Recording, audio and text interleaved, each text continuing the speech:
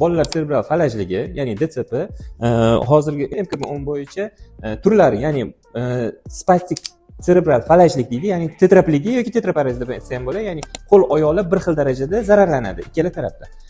Undan keyingi turi spastik dipligiya turi, bu turida qo'llar oyoqga nisbatan kamroq zararlanadi.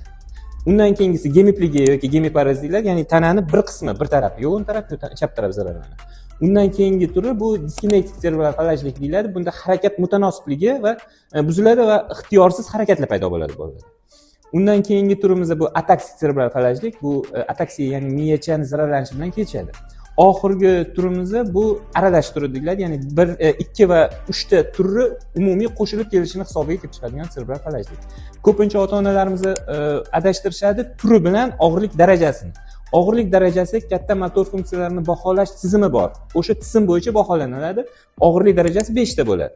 Eng og'ir darajasi bu bola boshini ham ko'tara olmaydi, doimiy yotgan holatda bo'ladi. 4-darajasida bola boshini ko'taradi, yordamchi moslamalar yordamida o'tira oladi. 3-darajamizda yordamchi moslamalar yordamida yuradi yoki nogironlik aravachasida o'zi harakat qila oladi.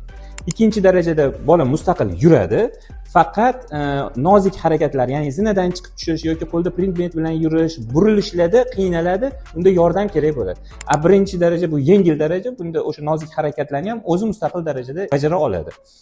Bu turlar bilan og'irlik darajasi turlarning har bittasiga ham to'g'ri keladi bu darajalar. Ya'ni DTP, spastik, diskinetik yoki bo'lmasa ataksik turlariga hammasiga ham shu og'irlik darajasi bir xilda ta'sir qiladi yoki ishlatiladi.